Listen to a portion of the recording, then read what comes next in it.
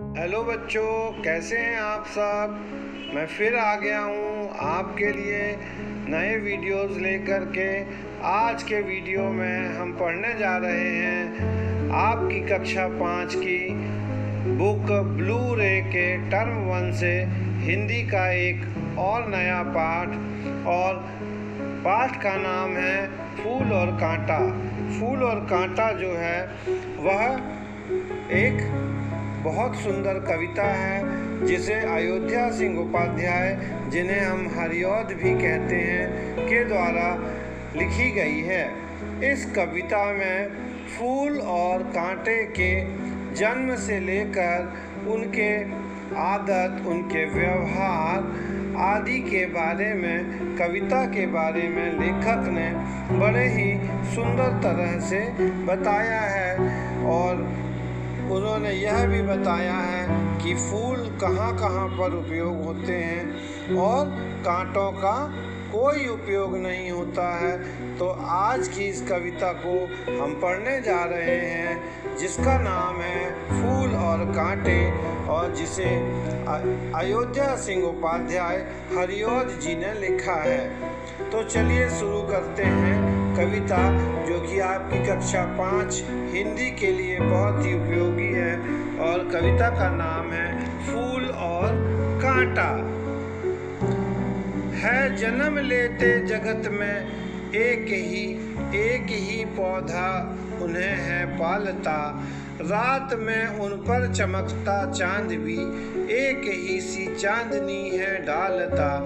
मेह उन पर है बरसता एक सी उन पर हवाएं हैं बही। पर सदा ही यह दिखाता है हमें, डंग उनके एक से होते नहीं। छेद कर कांटा किसी की उंगलियां, फाड़ देता है किसी का वरवसन। प्यार डूबी तितलियों का पर कतर, भौर का है वेद देता श्याम तन। फूल लेकर तितलियों को गोद में भौर अपना अनूठा रस पिला। निज सुगंधों और निराले रंग से है सदा कली जी की खिला। है खटकता एक सबकी आंख में, दूसरा है सोता सुरसीस पर। किस तरह कुल की बड़ाई काम दे, जो किसी में हो बड़प्पन की कसर। एक बार और इस कविता को हम पढ़ते हैं। है जन्म लेते जगत में एक ही पौधा उन्हें है पालता। रात में उन पर चमकता चांद भी एक ही सी चांदनी है डालता।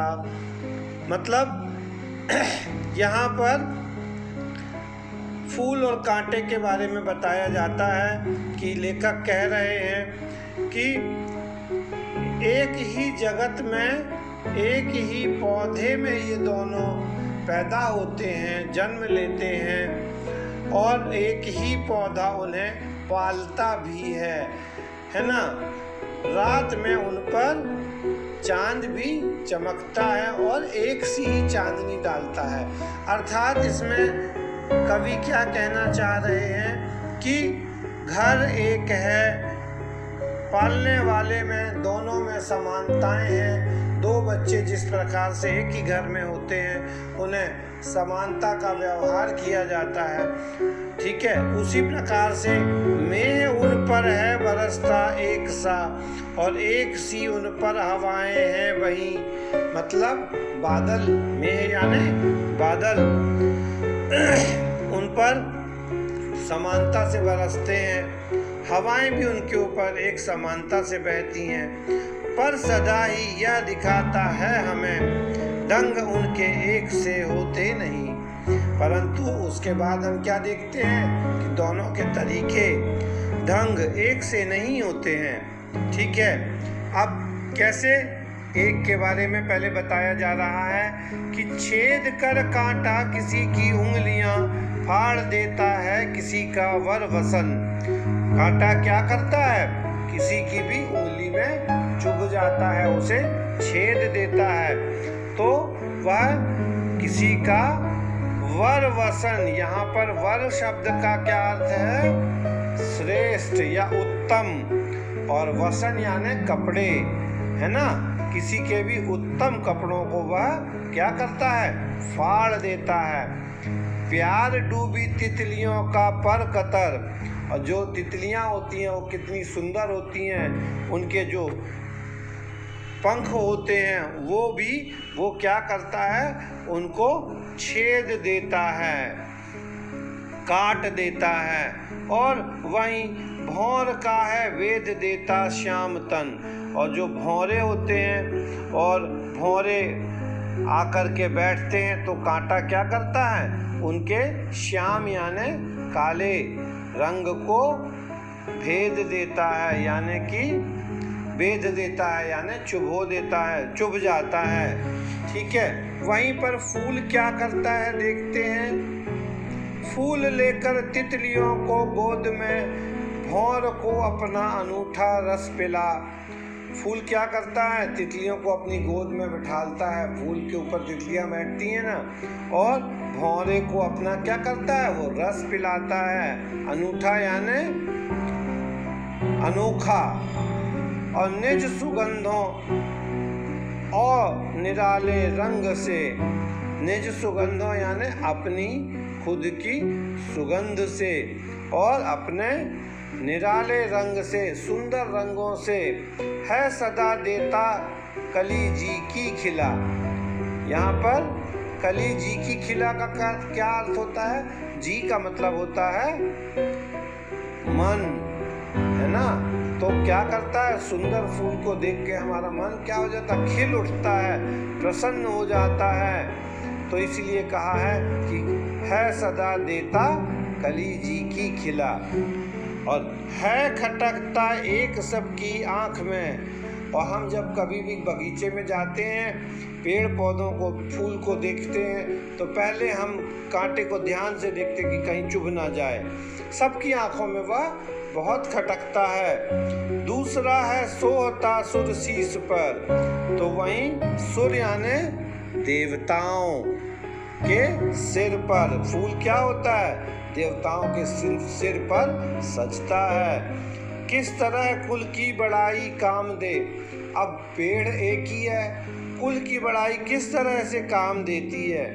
जो किसी में हो बड़प्पन की कसर। इसमें लेखक कह रहे हैं कि फूल में बड़प्पन की भावना होती है, जबकि कांटे में बड़प्पन की भावना नहीं होती है। तो इसमें कोई कुछ कर नहीं सकता है।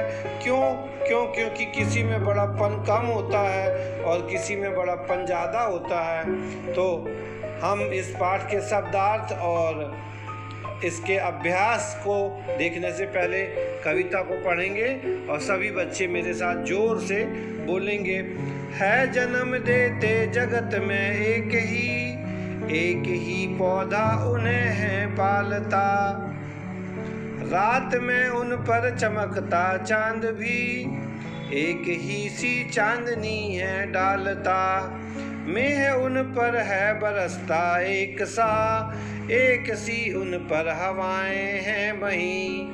पर सदा ही यह दिखाता है हमें ढंग उनके एक से होते नहीं। छेद कर कांटा किसी की उंगलियां फाड़ देता है किसी का वर वसन।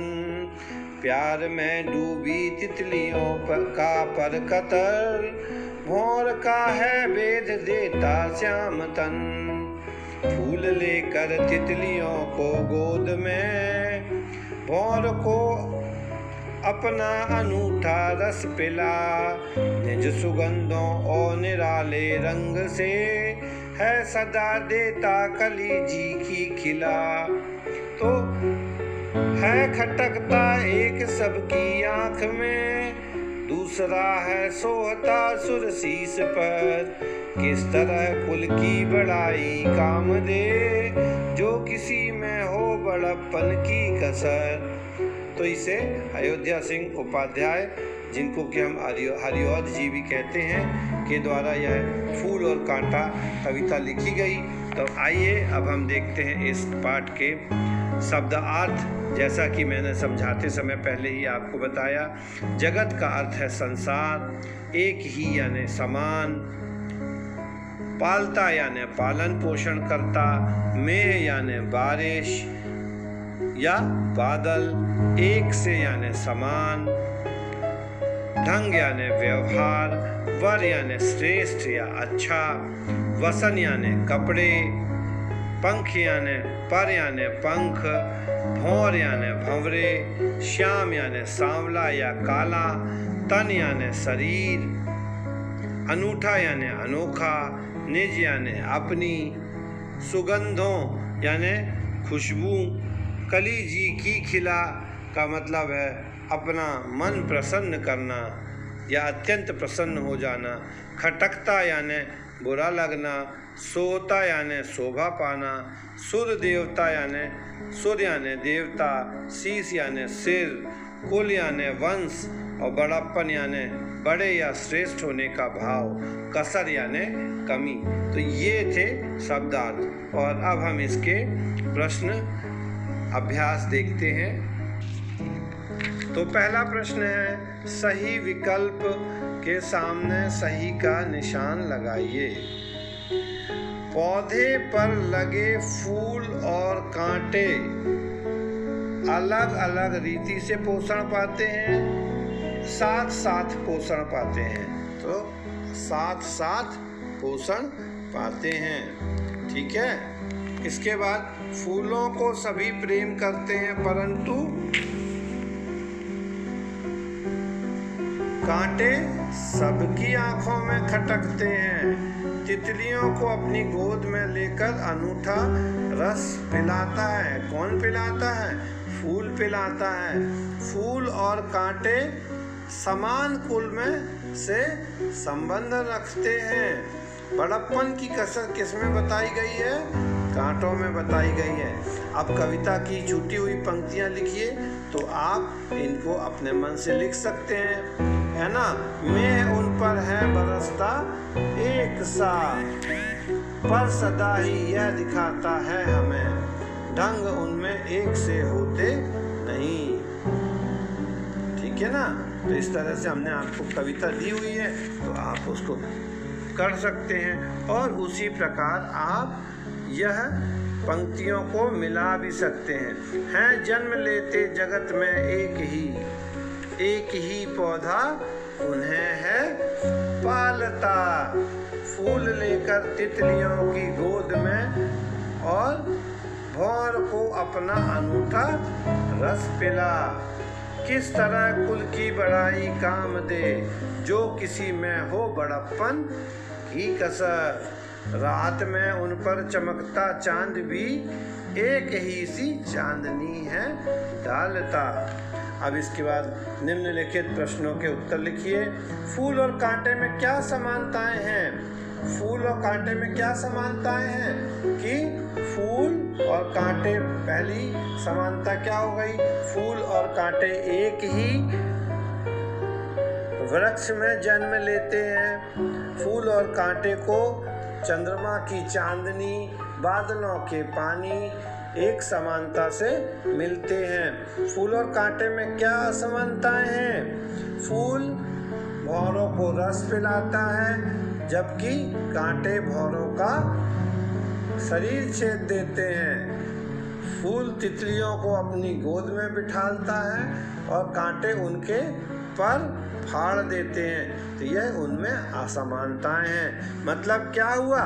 एक जो फूल है वो सभी में प्यार, स्नेह और दुलार की भावना बांटता है, जबकि कांटे जो हैं लोगों में बुराई, अत्याचार और परेशान करने की भावनाओं को बांटते हैं। देखिए, अरे क्या बात है बच्चों, फूल और कांटे के प्रति तितलियों और भौरों का व्यवहार कैसा होता है? अभी मैंने वही उत्तर आपको दिया।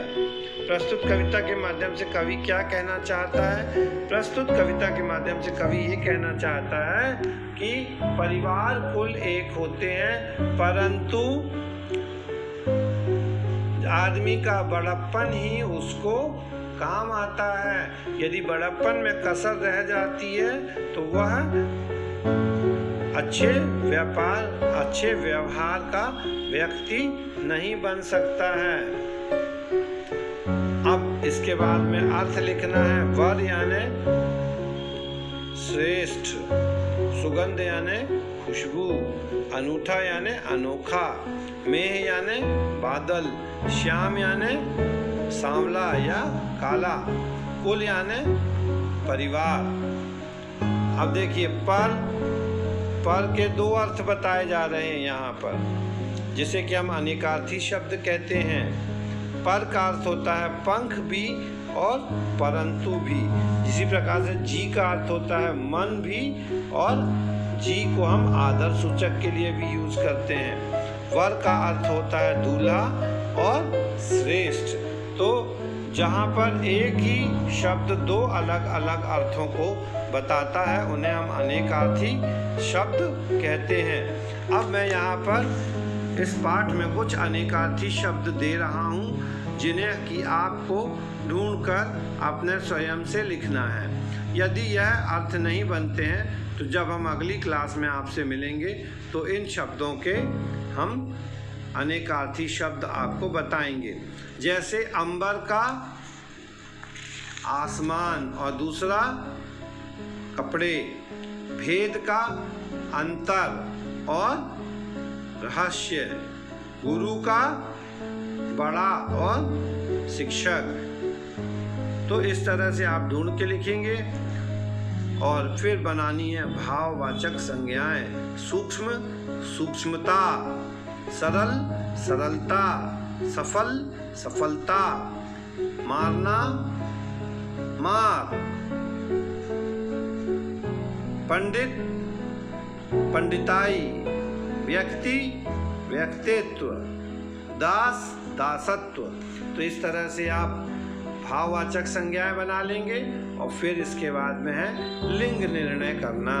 लिंग निर्णय का करना का अर्थ क्या है कि यह स्त्रीलिंग है अथवा पुल्लिंग है, यह लिखना है हमें। मेघ क्या है? बादल, बादल पुल्लिंग है। चांदनी स्त्रीलिंग है, ठीक है। ईश्वर पुल्लिंग है। तितली स्त्रीलिंग है। वर्षा स्त्रीलिंग है। सुर पुल्लिंग है। कांटा पुल्लिंग है। भौरा पुल्लिंग है। तो इस तरह से हमने आज फूल और कांटा पाठ देखा और उसके अभ्यास देखे, और उम्मीद है आपको यह पाठ बड़े अच्छे से समझ में आ गया हो। जिन लोगों को भी